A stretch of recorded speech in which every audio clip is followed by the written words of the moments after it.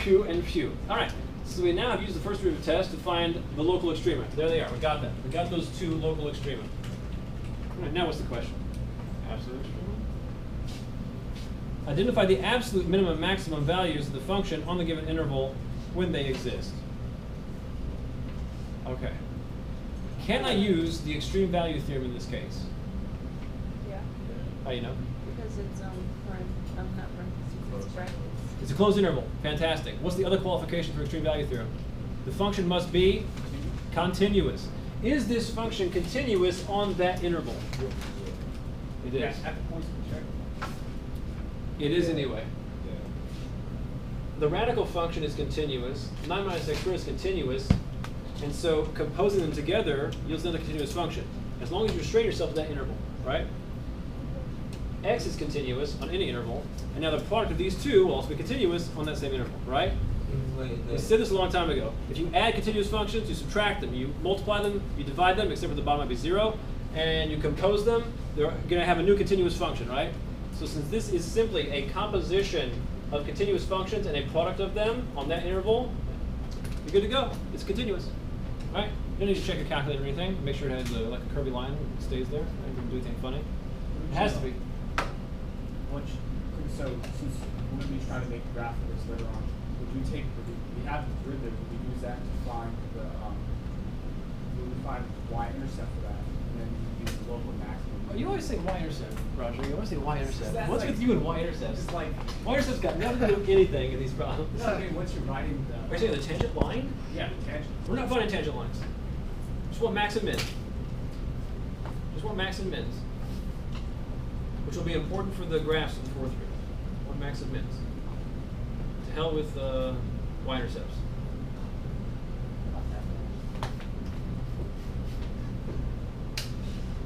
So if we can use the extreme value theorem, which we can, I just proved we can, right? I guess up a little bit.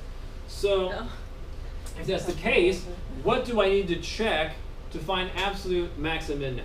I need to take the critical values and the endpoints. That's all I need to check. Critical values and endpoints.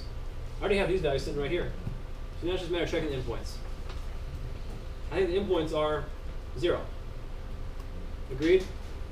When you plug those endpoints in the function, it makes the radicand 0, which makes the product 0. So if you check the endpoints, f of -3 equals f of 3 equals 0. So what's the absolute minimum value for the function? 9/2. What's the absolute maximum? 9/2. The local extrema were also the absolute extrema in this case.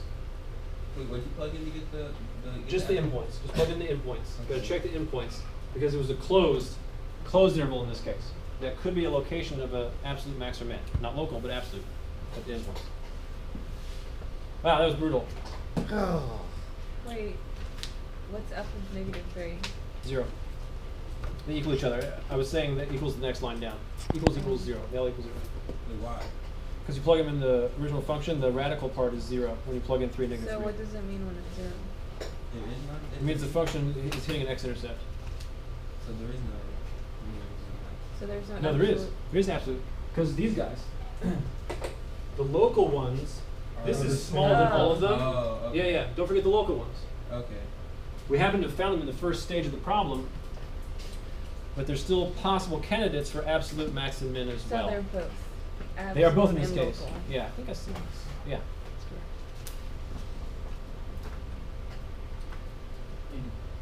Like, are we ever going to get piecewise function where it's continuous but it's broken up, like where we have a point, Probably things not. like that? Probably not.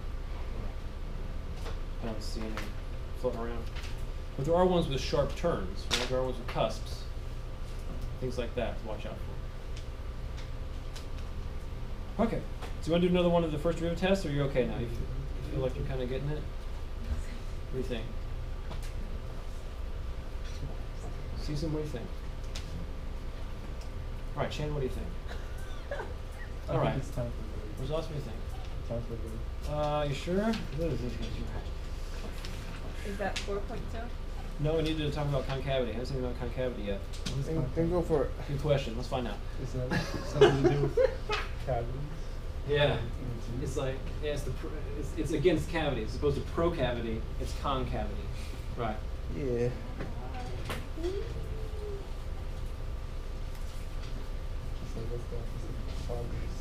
So you want to do the first derivative test before we do concavity? First derivative test, take a break, concavity? Yeah. One more first derivative test? Yep. Go ahead. Because some people have not seen, you guys don't realize, some of you have seen calculus before, some people have not seen first derivative test ever in their life. Yeah, never me neither. I mean, this is Right, I see, haven't. like, you guys are, this is Yeah. the first Come on. time I've seen it. It's not that. you're a special case with ours. You're so awesome, you won't even need Toyo Comparo, so. What? Yeah. No You're one too goes good for there. some things. Maybe you should go there. And Yeah, you should see go for I can't, there. it's not kosher, so I can't. Otherwise I certainly would. I'd probably eat there every day before I came to the class. What? It's not kosher. It's not kosher food. Oh. You know Jews. Okay. What's They eat kosher? kosher and stuff. What's kosher? It's a long time. I don't know what that Yeah, is. maybe you should teach that episode. Google it. What is kosher? Nah, I want to hear from him. I don't believe in Google. 37. I want to Google it.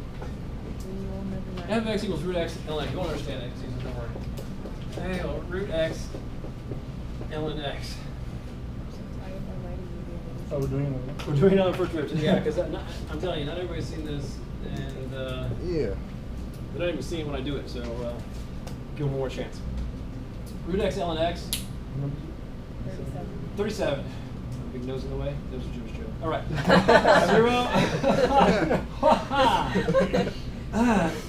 0 to infinity is the natural domain for this function. Why? Because of the ln, right? If it didn't have the ln, then the natural domain would be inclusive 0 to infinity for the radical, right? So again, this is not some special case. This is the expected domain for this particular combination, because it has ln. You're still thinking about it. So it's the same three questions. First, find the critical values. So part A. Find the CVs. All right, so first derivative, how, looks like it's a product rule. Got another radical in it, can't get rid of these radicals. I should pick better questions.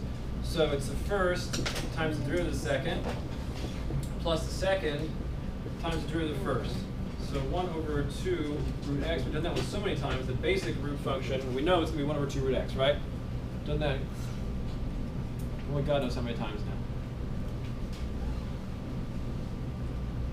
All right. We want to combine this to a single expression. So let's see. Can you take out? What you could do is, since this is a, well, let's see. I want to zoom to infinity, so it should be okay. So radical x over x is going to be what? Radical x down there, right? Really? Well, this is x to the 1/2 power, and this is x to the first. So if you cancel them, you get x to the 1/2 on the bottom, right?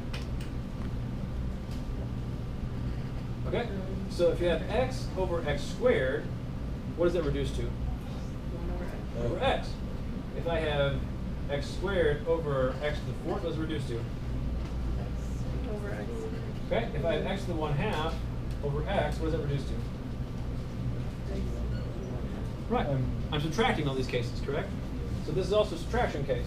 This should be the same as 1 over x to the 1/2 is left over,